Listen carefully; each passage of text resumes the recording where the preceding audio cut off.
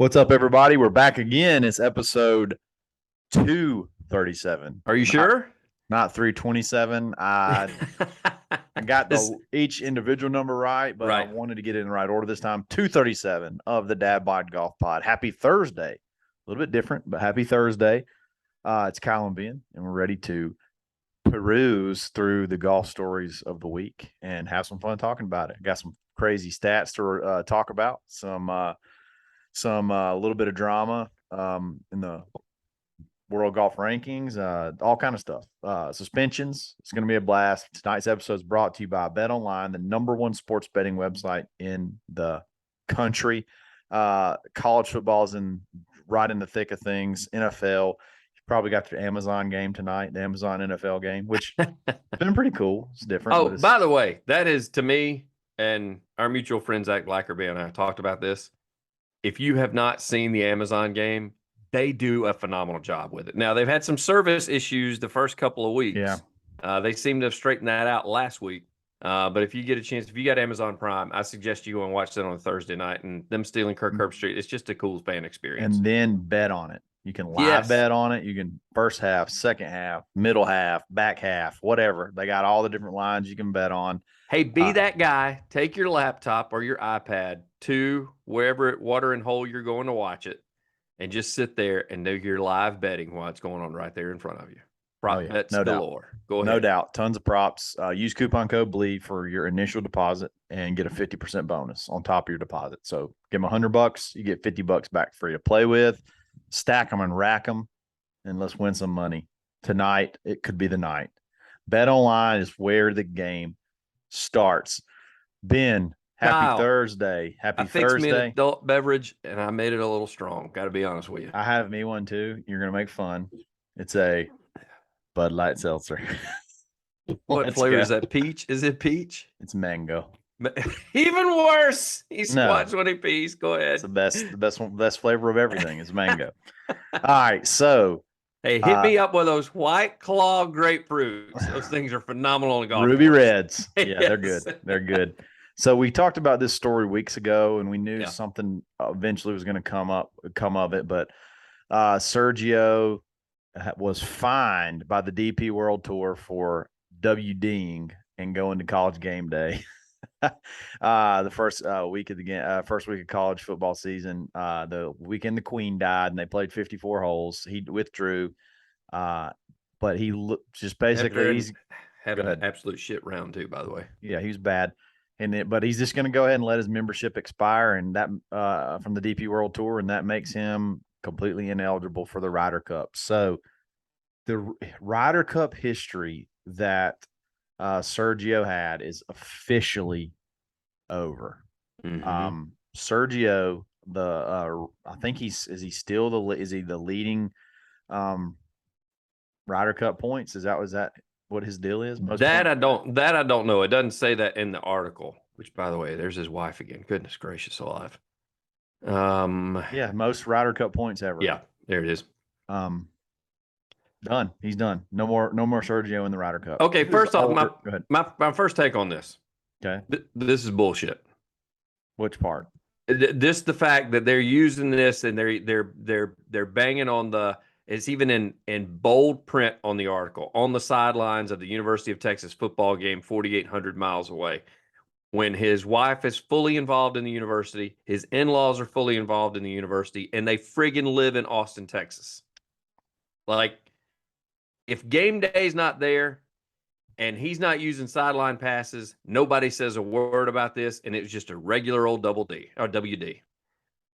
And the old double D. The old double D. A little Freudian slip right there from looking at that picture in front of you. You know what I'm saying? Yes, sir. And so yeah. And so I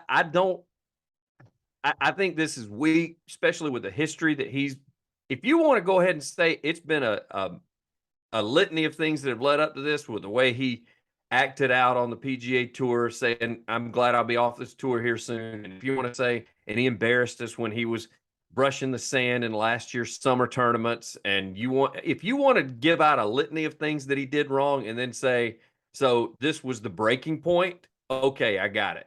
But the fact that you just said, "Yep, he WD'd. We're going to find him. We're kicking him off the tour. He's out of the Ryder Cup." And you throw away all that history. Golf can't. They can't in one ear tell me how much history means to the sport, and in the next ear, because I don't like Sergio, but I will say, if I'm a European, I want him involved in the Ryder Cup some way or another.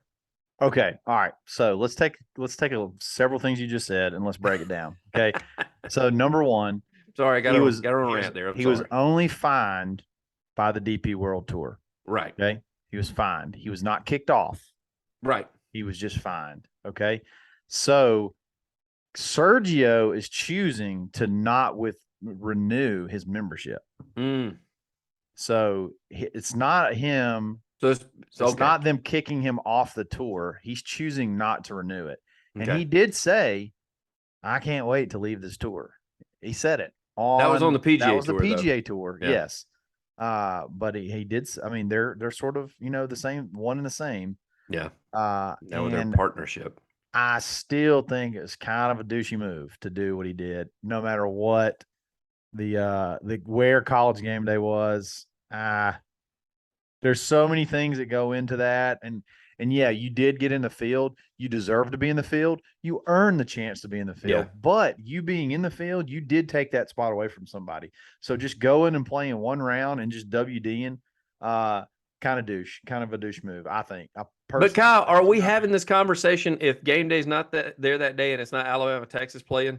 But the thing is, if that's Texas TCU and he does the exact same thing and it's not on television, are we even having this conversation? but it's part of the conversation. Like what other things could come up where he just says, I'm going to go because I'm Sergio Garcia. And if I screw around and don't like where I'm at after the first round, I'm just going to take myself out. I'm just going to withdraw and basically screw somebody over. Like, I don't care that he got the spot. I don't care that he was in the tournament like the other little babies, cried and bellowed about. Yeah, I got you there. But for him to just do that, he did take somebody's spot. So at least go freaking try. Like, at least go play your 2 rounds, get cut, and then whatever. I don't know. I kind of think he deserved at least a fine because, I mean, it's clearly in the rules. Like, you can't just do that. You can't go shoot 80 and pull yourself out. Like, there has to be you have to have a doctor's excuse, or your agent has to put a statement out that says, because you've seen guys that have said that they were even WDing for mental health issues. I mean, they could have said that. I mean, not that I'm discounting that. I'm just saying there's been stuff that's not been a physical ailment that guys have WD'd for and not been questioned about. He just basically, I think both are at fault here. And I think both can be true. I think both Sergio and the DP World Tour are at fault here. And the reason being is because, as I said, and I know you said it's part of it, but still, if he's not on television that next day, nothing is probably being said about this whatsoever. If he just goes to a game with his wife and they just do whatever, some random game, probably nothing is said. But the fact that the part on his fault, like you said, with him WDing and then not giving a viable excuse. I'm telling you, man, these guys will make up. It was said before numerous times that now that you see all the health issues he has, but like Tiger used to do that. They'd say when he played bad, he'd end up WDing because he was playing bad, and he'd give an excuse like my glutes weren't firing. Well, that's the thing. Like, you don't even have to have a very good excuse. Right. Like, it's kind of like calling in sick and then your boss sees you out of the beach the next day, like that day. Like, wait a minute, you said you were sick. You say you're sick, and then Kyle tags you in a golf post because you're out playing and you shot 70 that day and had the round of your life. And exactly, it's like, what the hell are you doing, Kyle? I called in sick yesterday. Hey, Sergio, here's the deal: just don't go on TV or don't do anything where you're on TV, and then maybe you won't get fined. But I don't know. I just think I think the fine was fair. He's let his. I'm not discounting the fine. That's why I say they're both at fault. Because now that you said that, because I just misread it. Now that he drew a line in the sand that once they fined him and he was like, okay, well then the hell with you. I just won't renew. Well, now they're both at fault, in my opinion. Because I think the fine was fair. So the fact that he's stepping away, he has nothing to. I still say that for what he's done for the European Tour and what he's done for the Ryder Cup and the history he has, I'm tired of all of this playing out in the media and socially and through agents. I think some of these players need to sit down with some of these leaders of the DP World Tour and the PGA Tour, and they need to sit behind closed doors and have a friggin' honest discussion about this stuff. Here's an interesting part of this article. So I'm going to read it really quick. It says, this is talking about him giving up. He didn't renew his membership. And it says, by Right. losing his official membership, Garcia makes himself ineligible to compete in the Ryder Cup next September in Rome. DP World Tour officials are currently trying to prevent tour members who have jumped to the live golf circuit from being able to compete in DP events or earn points to qualify for the Ryder Cup. The matter will be under review in a UK court in February. So that's what's interesting to me is that the people that are still on the DP World Tour and they can play in certain events, I guess they can accrue points towards the Ryder Cup still.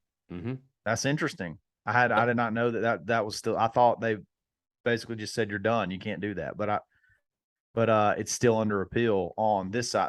I guess the America side of it has ruled. That was the whole. We're all having a circle jerk around a cell phone at East Lake, waiting for a court ruling or whatever. The UK hasn't decided on theirs yet, so they won't know. We won't really know until February. That's interesting. That's a date to circle. February 2023 is right around the corner. So I mean, I don't know. It's weird. Sergio doesn't have a whole lot of life left in him as far as golf goes. He's 42.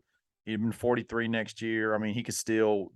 I don't even know if he'd have been playing. I think that would have been more of a coaching decision and having him out there and in the team room.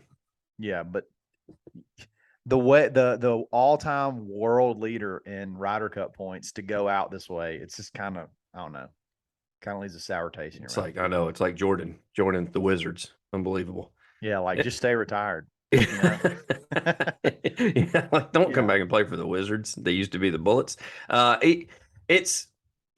are going to be some people miss it. Like, I'm interested to see how much of this gains ground, how this translate, and I'll move to kind of another point here, talking about Sergio. I'll be interested how Rahm reacts to this, because they're super close. The two Spaniards are, and Rahm being one of the guys that has taken the let's call it stance of, I want the best people playing and the best people involved in the Ryder Cup and in majors, because he took it a step forward. Other guys were saying, I want the best people playing the majors. Not Rahm. Rahm was like, I want the best people. It is Europe versus the USA. Give me the best players from Europe and the best players from the USA playing each other. I don't give a damn what tour they play on. Does not matter. Yeah. So I'm curious if having a guy like that that's going to be a pivotal part of the Ryder Cup, if he has any say with the DP World Tour and the Ryder Cup committee, to be able to sit down, somebody like a John Rahm, and going, all right, we all need to sit down and have a heart-to-heart here and discuss how we want to handle this moving forward, because you got live guys that are drawing lines in the sand, you got the PGA Tour drawing lines in the sand, you got the DP World Tour drawing lines in the sand, and then you got players, themselves drawing lines in the sand. And who's losing in this? All of us that are golf fans. Yeah. And not that they really care, but at the end of the day, if they're going to continue to say, grow the game, and yet they're doing nothing but pissing us off as fans, they're not growing the game. Nope. They could be shrinking it. The opposite of it. Thanks for that insight. They don't call it the best color man in the business for nothing. Exactly. Dynamite drop in, Monty. Hey, you want to talk about growing the game? Let me talk about growing your golf game wardrobe. Check out Swannies.co and grow your golf style game, from printed polos to solid polos to striped polos, any kind of polo you can imagine. Then you got your pullover. It's pullover season. I got my quarter zip on right now. Hoodies are in. Hoodies are back. Hoodies never left. They're in style, and now golf has absorbed it, and Swannies has you covered. So check them out. Use coupon code not Swannies. Use coupon code DADBOD-25. Take 25% off your Swannies order. Not just one order, but literally anytime you want to go, just continue to use that code and it'll work. Hats. We already talked about shirts, outerwear, shorts. They have everything. T-shirts, love them. Check them out. Save big, look good, feel good, play good. Swannies.com. Life's a party. Dress for it. They actually got some cool Tiger gear. Yeah, they do. They got I got a cool T-shirt that says red is for Sundays. It's pretty cool. Yeah, we both have that, and then I got the sweatshirt last year. Just said the With the goat, goat and on it. it's got the tiger goat up A on the goat with chest. tiger stripes. Yep. Yeah, Love it. Love it. Speaking of Tiger Woods, that's what's a transition. That's why what we a do this business. what a transition. Tiger Woods. This could be the most depressing stat ever. I'm going to share it with you. But we're going to share some good stats with you too, along I'm with going that. to share this stat with you. It's sobering. It's real, and it just is what it is. Tiger Woods has officially dropped to 1,206th in the official world golf ranking, the lowest position he's seen in his career. And that is that even from like 97 when he came forward? Because don't you get given first couple of weeks, you get given status? I mean, it says in the article it's the lowest in his career. So I guess, yeah, somebody must have thought he was better than that even when he started, and he had not even had a round under his belt. He got all the way to 1,199th, so just like eight or nine spots away. Okay. And in 2017, was that? And then he started playing again and had a ninth place finish in the Hero and jumped all the way up to 668. So he's been riding that way for a while. So 17 it was rehab year from being in rehab and his arrest that has the great picture that the guy wore the t-shirt and Tiger gave him a smile when he saw him at the next tournament. And then I don't know how far he dropped when he had the Elin situation with the car crash. Must not have been like, I mean, since you said 17 was the other lowest, it couldn't have been lower than that, I guess. But I know he dropped because he stayed out of golf for a while. Just your absence from golf is going to drop you because you're not getting in rounds. Exactly. And he's missing a ton. And this is nothing new. I mean, he missed a ton, as I said, in the car wreck in the early 2000s, and then he missed a ton in his rehab stint with the pain pills and all that in 17, and now his leg, which I'm not speculating whatsoever, but I hope we're over the pain pill situation because judging by the looks of that leg, I'm sure he's had to take a couple here and there. Yes. And so let's hope that situation's over with. So if he were to play in the Hero, I mean, he's going to jump way back up because it's a limited field stat and that you do get world golf ranking points for, obviously, because he jumped. Mm-hmm. So just by playing in it, he's going to jump back up. So this may be the lowest ever because if he finished middle of the pack, he'll probably jump up just because the field's so. I mean, it's basically the top 30 golfers. Yeah, he'll jump inside the top 1,000 with just halfway decent finish, and then he won't get any points for the PNC. But yeah, man, and I guess that's just a sobering reality of where Tiger is right now. I mean, he's 47 and on the back end of it, and just I think he's a realist about it though, Kyle. I think he knows. I mean, since he's been out of golf and he just can't play. I mean, he's not whining about it. He's not like dwelling on it. I think you're talking about a guy that stayed up there at number one so many years in a row. That feat will never be top. If it does, it'll probably be top like outside of our lifetime or something. Or some new phenomenon, or it could be Charlie that makes that run. I don't know. A little bit later on. I still don't know that anybody. The way people have gotten into golf and the way the players are now, I don't know. Tiger is the reason that Tiger's record will never be broken. Right, exactly. He's basically Tiger and Jack. Yeah, because he got so many people into golf. Yeah, it'll take 20 plus years for like the memory of Tiger to sort of 20 plus years after today. Like, I mean, we're talking 20 plus years from today. Like when he's 70 or whatever, before people start, maybe the popularity of the game starts to dwindle a little bit, and then like somebody could step up and go on a run. I mean, it's just no way right now. There's just too many good golfers. Or if Liv, it could be more than 20, because I don't think with the kind of money that's being doled out now about the PGA Tour and Live Tour, the unpopularity ain't going away. It's a good point. Great point. If you're kicking hold a club, you want them going out there and swinging it, because if they can go out on the Live Tour and do like that kid that made $4 million after he dropped out of college to go play on the Live, and everybody's like, that's stupid. Yeah, he's got $4 million to laugh in all y'all's faces. You know what? You're stupid. How do you feel now? How do you feel about that? So with that sobering stat, it's just hard to believe, like, oh man, Tiger. But to remember the greatness Ben to read this stat that we shared today. That's just will absolutely blow your mind. This will rock your whole world. It's funny because when the first time I read it, Kyle said, "Are you sure that it's that long? Is it not just from 97 to 2000?" No. You want to hear about domination? 97 to 2009. So over 10 years. And he, in majors, his score to par was 134 under. Now, that's impressive enough. Yes. Here's the next impressive thing. The next guy to him, Phil Mickelson, also during his heyday, right around that time as well.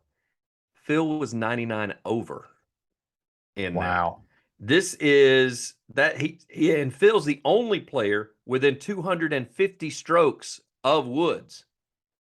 Think about that. In that same time. And then also during that heyday, because he was playing right along with Tiger and competing with him in those majors, Ernie Els.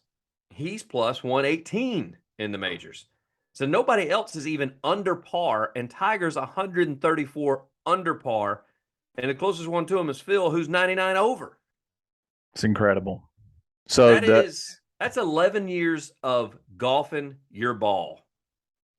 That he went through swing changes during think that about time. that. Think about that. Think about that. Let's go back. Like really think about that. Tiger Woods you said 97 to 2009, so 12 years. So 12 years, that's 48 majors. 12 times 4, 48 majors. Mm-hmm. Okay. So if you take Phil one-on-one for 48 majors, 4 rounds each, however many holes that is, Tiger beats him by how many strokes? 250 strokes. 200. Hey, over the next 12 years, I'm going to spot you 250. You good? I'm going to spot you 249 over the next 12 years, and I'm going to beat you. How about that? Goodness gracious alive, man. It just, when I read that, I was just sitting there thinking, you want to talk about growing the game of golf. This was when I was in college. I was in college in the late 90s. We were literally setting our VCRs on Thursdays and Fridays and Saturdays so we could go do other things and recording Tiger Woods.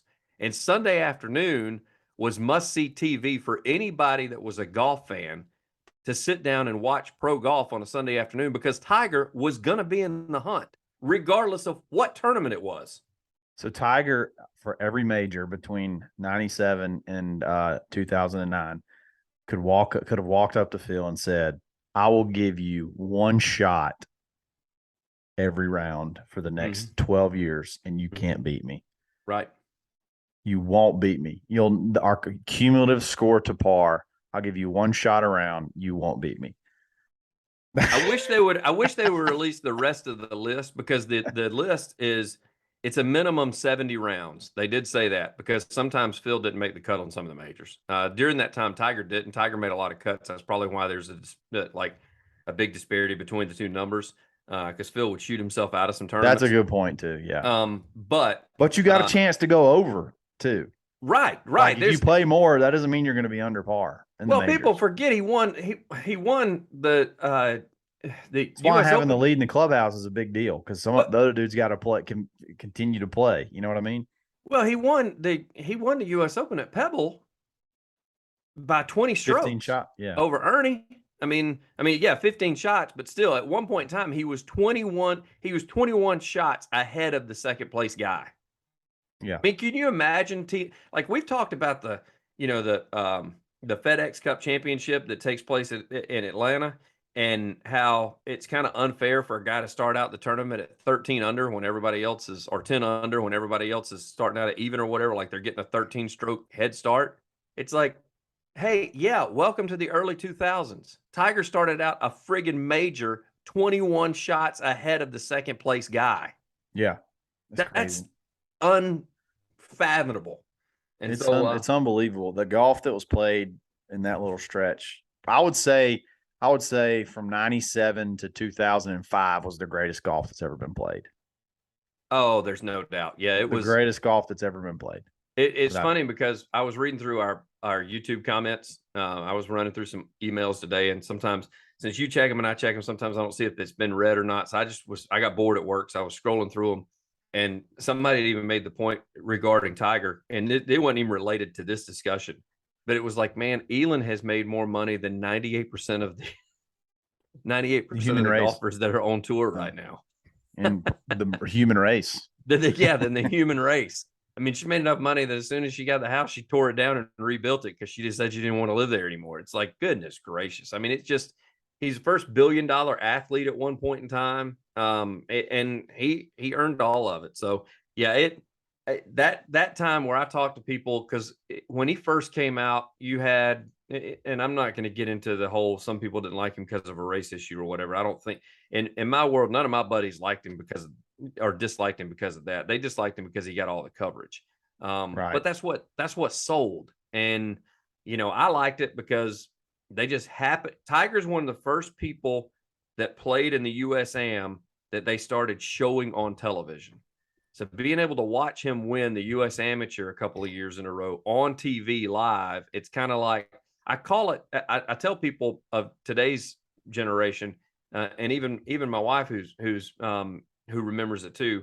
LeBron was the first guy they started like carrying his high school games. I was like, they did that with Tiger during the USAM.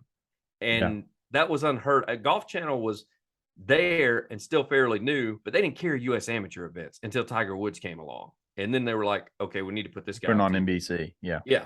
And so that was the quote unquote Tiger effect. And that's why you hear all the time. And I know beating a dead horse, but it's not moving the needle. He's the friggin' needle, man. No doubt. No doubt. And so 97 to 09, that's amazing. 134 under, closest guy to him, almost 100 over par, 99 over par. Unbelievable. Something else is unbelievable, and that's how many features and how awesome a Blue Tees rangefinder can be, and it still be around $300 or less, especially if you use your coupon code Dadbod and save 10%. I mean, guys, there's no point. Why would you spend $600 on a rangefinder anymore? There's no reason. The guys have these direct to consumer brands like Blue Tees. They have all the technology, and they're just taking out the middleman. All you're paying for is marketing. That's it. You're paying for the marketing. Why would you do that when you could just have a Blue Tees rangefinder for half the price and still perform the same as all the top brands? I mean, and use us and get a discount code. Exactly. It makes no sense. Get one, man. Get that Bluetooth speaker. I said on the last show, I saw one in the wild this past weekend. They're great. They stick to the railing. Your Bluetooth sticks on the other side. It's awesome. The only thing you got to be sure is you get it when you leave, because it's just so convenient. You'll forget it. And that's what. Or all you got to do is do like Kyle's doing a better job of, and actually clip it onto the rail instead of throwing it down in the cup holder. Exactly. But like I said, it's just so convenient. If you don't watch out, you'll just pull it into the cart barn and get up and walk off and forget it. So one thing that we don't mention about Blue Tees, Kyle, and it hit me the other day because I still haven't had to change it out because I was wondering where they are. You get battery. 2 free batteries that come with it. Yep. You get the battery that goes in it, and then an extra 2. So if it goes at now, we play a decent amount of golf, not as of late, but usually we play a decent amount of golf. So our rangefinders get used quite a bit, and I have not had to switch the battery yet. Oh no. Yeah, I know. So, and when I do, you got 2 more. I got two extras. All right. Last thing. Yep. And we'll go through this quick, but Harold Varner continues to be to me, the best level-headed dude that's gone to the Live Tour and had the best answers every single time he's been asked a question.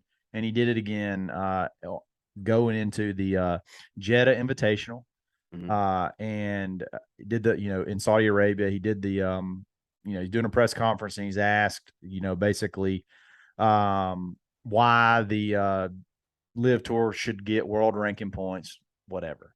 And he basically just said, look, I knew what we were getting into. We all did. We knew this was, we knew it was going to be a battle. We knew it was going to be a struggle. It wasn't going to be easy. And the opportunity that wasn't going to, that you couldn't get official world golf ranking points was going to be on the table. That sort of flies in the face of all these announcers and columnists and TV personalities that are saying, oh, their agents duped them. The Live Tour lied to them. The Live Tour pulled the wool over their eyes. They said, no, that was part of this whole thing. Clearly, He says it right now. I knew, I knew that was that could possibly be on the table. Again, I said it before. I'll say it again. The money is life-changing. It's absolutely life-changing. And Harold Varner can change his grandkids' lives, his great-grandkids' lives with this money. And he can also do amazing things through his foundations and charities, which I know he will. Yes. And it's just, we gotta quit lying, like just blatantly lying about this thing. And Like, Kyle, it is we what it know is. some people, some mutual people that know Harold Varner too. Yes. He's a good dude. He's just Like this is not for show. It's him. It's who he is. Him. I'm such a big fan. Such a huge fan. What you Hey, see and he's is still what got you his get. Jumpman stuff on too. So and that's another thing that I liked about it. He was kind enough to reach out to Jordan and said, if you tell me not to wear it, I won't. But I really would. And he said, I'll let you and the agents deal with it as far as what we do moving forward, as far as sponsorships and all that. But I like the gear. I'm a big fan of yours. And I would like to keep wearing if at all possible. And he still got it on. Yep. So absolutely. They never gave an official word from Jordan what he said about it, but he's still wearing it. Let's just put it that way. He went on to say, one of his quotes, he said, because everybody, you just talked about how the announcers are they're pull the wool over their eyes, lied to them. The Greg Norman didn't tell them the whole truth. Harold comes out and he says, quote, I think people at Live have done an unbelievable job of just trying, because I don't know the check marks and I could care less. I knew exactly what was going to happen. I knew what could happen in my career, and I went ahead and accepted it. Exactly. And that is so refreshing to see somebody like him say that, because the Chamblees of the world and some of the other talking heads that have said Liv has lied, this kind of solidifies what you and I have talked about, where we've said, I still think Liv is reaching for a lot of things because they're trying to get some checkpoints so they can hit those checkpoints. Yeah. And the next year when it comes, and they've already talked about that. Like, they've already said it's in the works to go to 72 holes, to go to cuts. And so you can tell Liv has taken their notes of what they say you have to do in order to qualify for various points, whether it be World Cup point or World points or ranking points or whatever, Ryder Cup points, whatever it may be. And these guys are hitting the check marks. And Harold said that. He said, look, that's their job. That's, I'm working for them now. They're hitting the check marks. I'm here to play golf. You're talking about check marks. There's nobody that was waiting for this question more than Graham McDowell. He was so prepared for this question. He and his agent stayed up the night before and really went over. I think Greg Norman may have wrote this. There's no doubt about it. I really do believe this. So he was the one that answered this question first when they asked about, the Live Tour applying for official world golf ranking points. And he goes, and I'll read this in his accent, but I can't do the accent. The word official has to go away from official world golf rankings if they don't care of the players out here. Boom. Tell me that wasn't rehearsed. I mean, it sounded good, but then when you see it in black and white, you're sitting there going, like, when you read it on a screen or on a piece of paper, I'm like, yeah, somebody coached him to do that. But that's fine. No doubt. There's that. Hey, listen, that's fine. Here's the best thing. They didn't let Harold in on the notes, because, like, it says in the very next line, it's like Varner paused in admiration of McDowell's monologue, and he goes, that was unbelievable, your answer. So apparently nobody gave him the notes on that. Yeah, that's great. That's great. I love it, though. I love stuff like that when people are, it's when you're in a debate or you're and you have like a good one, you know what I'm talking about? And they finally serve it up to you, and you're like, that meme with the dude peeping out behind the tree going like this. Oh yeah, ready for it. He was ready for it. He was ready for it. That's what I'm saying. Over the last probably 3 weeks with the 3 tournaments, he and his agent have rehearsed this, and somebody was dumb enough to ask it. He's ready. And he was sitting there going, "Thank you," licking my chops. Here we go. That's good stuff. It's almost like one of those lawyers in a court of law where somebody says something on the stand and they're like, okay, here we go. I got you now. Got him. That's all I needed was that one statement, and now I get to run with this. And that's exactly what he did. Absolutely. Great stuff. Great week. Enjoy some golf this weekend. You got I think is another back-to-back is live. I think the Jetta Invitational, and then a couple of weeks we have the finale in Doral. There's a PGA tournament. I mean, it's just. Oh, by the way, it's on the the one whole Colin. thing, It's the Zozo, isn't it? yeah, it's the Zozo, and they're picking Colin to possibly win it. They're saying that he's got an opportunity to repeat. So just course fits his eye. I will say this: you mentioned the live thing. One thing that we talked about the numbers being down. I didn't think about this. One of our viewers, I don't know if this is true or not, but congratulations to this viewer if they're telling the truth whenever they commented on our YouTube page, which, by the way, we do read those guys. If y'all will go to the YouTube page and comment on some of the stuff, we read them. And that's why I'm addressing it right here, is it was nice of them to put this on there. They don't, over in Europe and over in some of the countries overseas, they're actually blocked from YouTube from being able to watch it. And so they actually carry it on various televisions. So the YouTube numbers were down because there were 29 networks that were carrying the live event on television overseas. The Americans are just the ones that are still pissed about the live tour, so they weren't carrying it. But it was being carried on television in Australia, and I mean over in London. I think the guy that actually typed that was from. I think it said he was from London. He said he was able to watch it on television, so he didn't have to watch it on YouTube. Interesting. So Bangkok's also 12 hours different. So right. I mean, that matters. And he said that it's tomorrow now. And so they were saying that they had an opportunity to watch it in other ways. So they chose not to watch YouTube. So there you go. There's that. That's awesome. Well, good deal. Guys, have a great weekend. We'll chat back around the first of the week. And hopefully you play some golf this weekend. I have club championship. So hopefully we'll have some club championship stories. Really? So yeah, club championship this weekend. We're going to have some fun. I'm going to have family in, play some golf, a bunch of golf. I know one guy not playing in it. That's you. Well, yeah, because I'm not a member of the club. But Nate Pass won't be playing in it because he's going to be out at a live broadcast remote with me on the radio stations on Friday and Saturday. Yeah, yep. You and Nate will be having friendship all weekend, so that's great. It'll be a great weekend. Watch some football, bet on some football using Bet Online, and just have a blast. And we'll talk back at the beginning of next week. So episode 237 of the Dadbod Golf Pod. We're always stroking.